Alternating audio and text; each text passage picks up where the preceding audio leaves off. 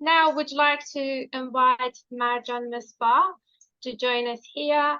She's an actor, writer, founder of Rising from Ashes Pageant Production, dramaturgy in Malta, and the performer's handwriting in 16th Street Acting School. Please join us. Such a long day. Yeah, I just want to repeat. I want to talk about the need of storytelling at the moment in the Australian society and perhaps for the whole world. And of course about the power of storytelling. We reached to the point Australian society, they're asking us. They wanted to know about our story, what has been happening, what is happening in Iran, in Iranian women and men and children, and during the 44 years. Everywhere I've been, in an artistic environment, in theaters, in cinema, in acting schools, between writers, all different groups, they all dying to know what is happening at the moment, what is woman life freedom for, what is masses. I mean, they were asking me, whatever is in the social media, is that true? And have you seen it? And I had to say, yes, we've not only seen it, we felt it with our bone and skin. And not only last year, it's through 44 years. So, and I would like to say, it's a very effective way of passing the information. You might read it in article, in social media, in newspaper, but people, they read and pass. Or when they see a piece of theater or a film, which is quite effective, it lasts, in some cases, quite forever.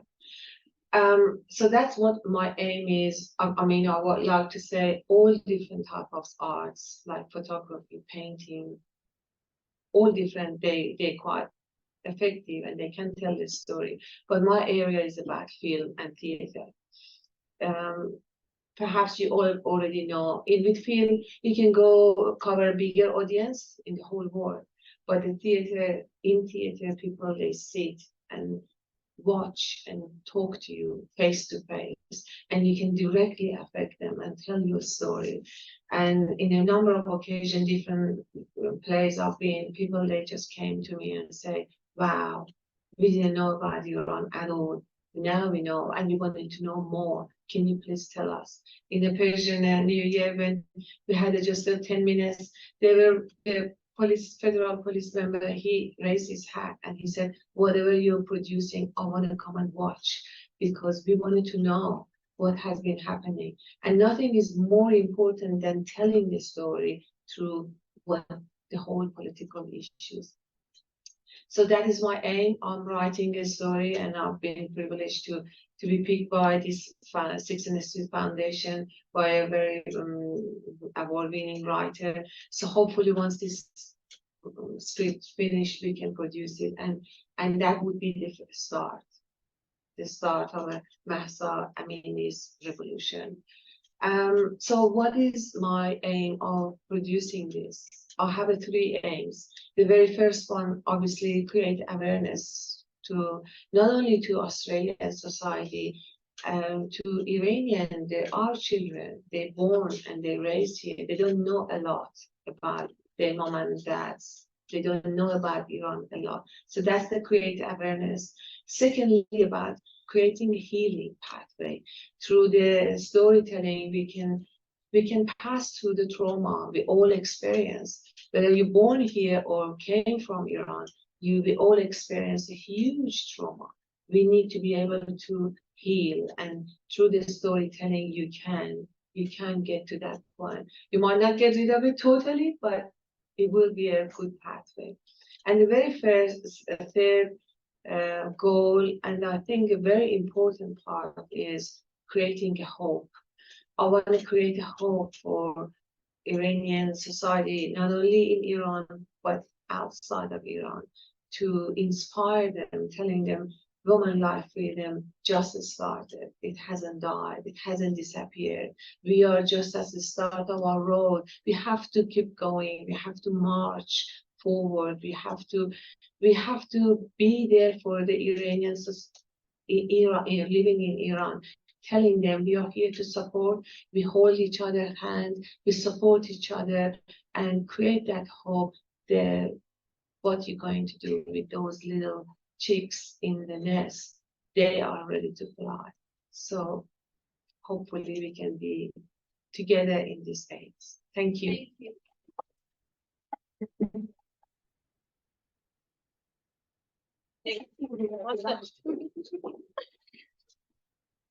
All right.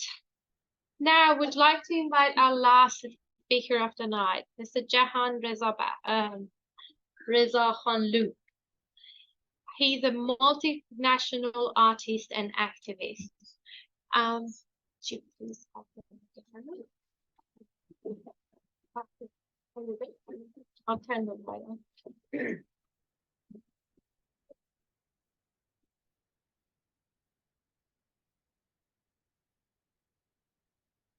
Hello everyone, and thank you so much. I'll try to be quick because we are over time.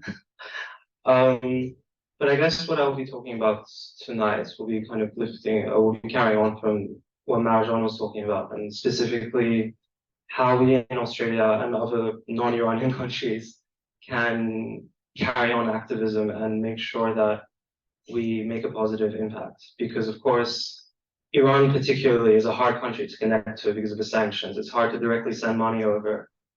And so you can feel very helpless. And there's only so much impact that marching across the street once a week or once a month can do. So one thing that I feel very strongly about, and I feel as a community we need to do more, is look on Australia's treatment of refugees and their anti-refugee policies. Right now, Australia has a refugee quota of only 13,000. And these are people running away from conflicts around the world, from Iran, from Afghanistan, from Myanmar, from West Papua, from Ukraine now, from Sudan, and all over. It's easy to list the name of countries that they don't come from. And this quota is a racist policy carried on from the governments of John Howard, the prime minister from the early 2000s, where they carried on, they were scared of refugees coming, worried that they're Islamic terrorists in disguise, which is insane because the Iranians running away from the Islamic terrorists. Right now, the Australian government even carries out detentions of refugees who came here by boat and illegally.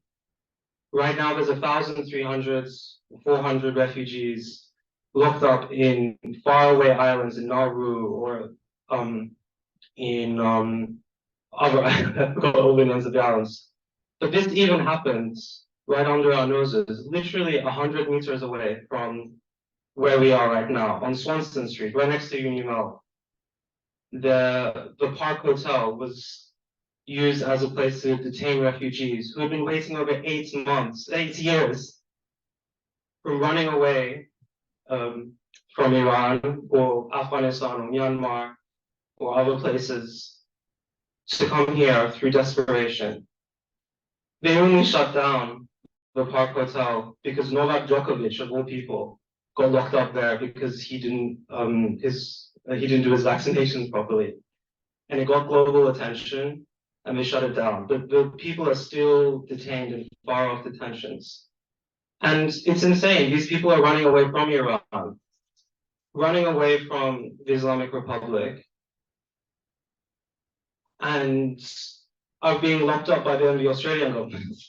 So it's literally replacing Evin with Park Hotel or Nauru or any other far-off detention sites.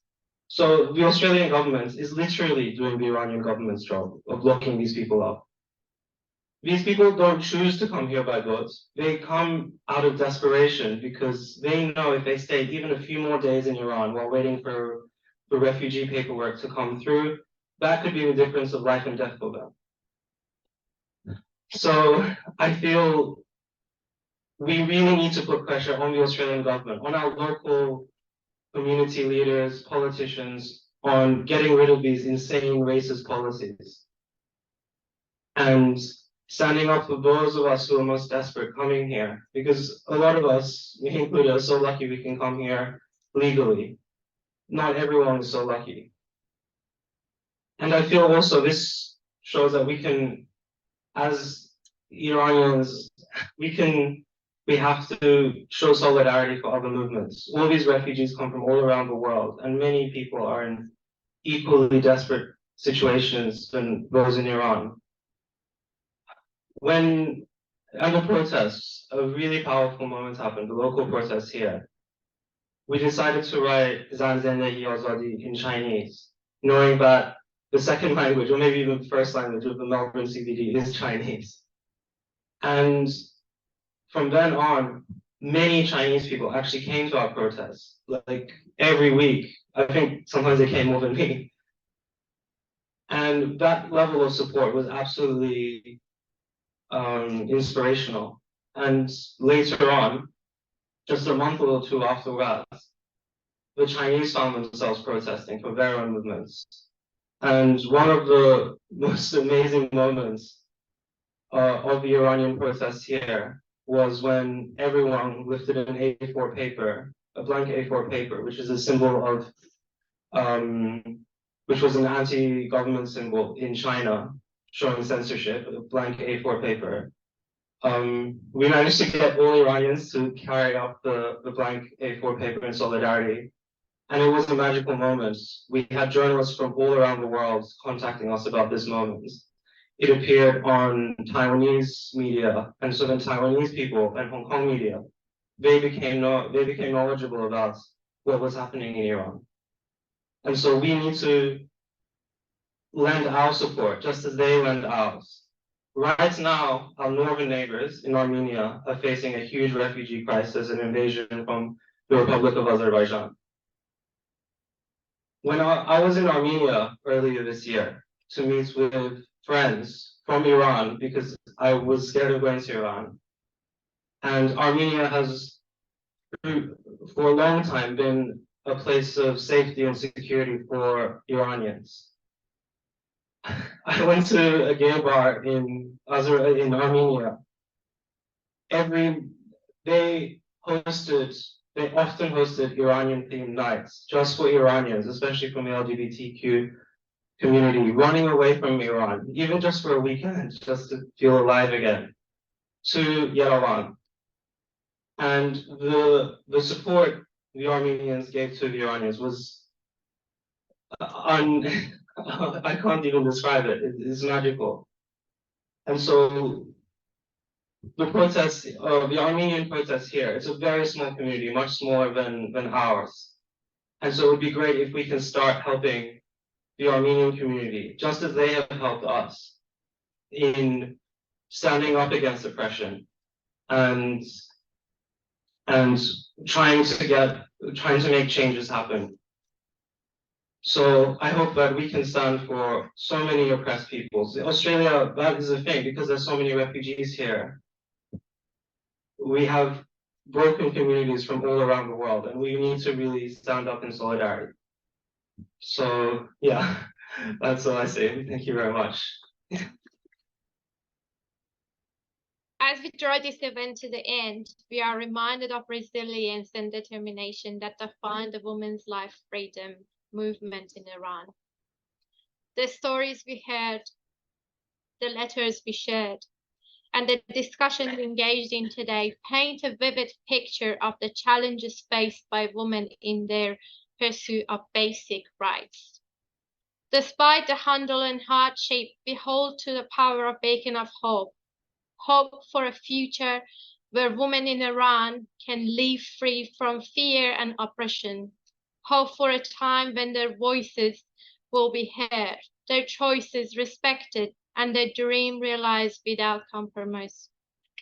In the face of adversity, the women's life freedom movement in Iran continues to grow, adapt, and inspire.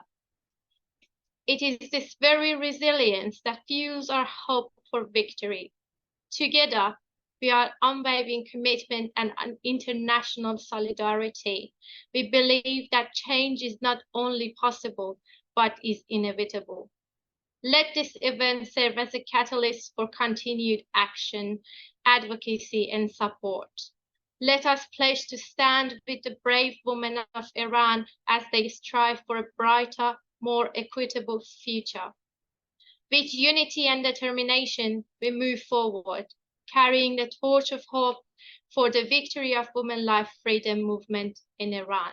We're going to say goodbye to you tonight with the last video of the night, which is another chemical attack to students. Thank you for joining us.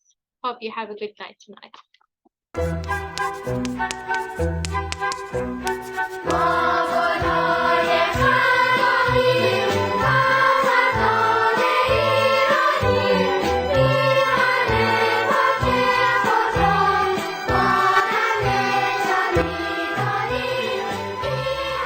School was supposed to be a safe place. But last year, it wasn't.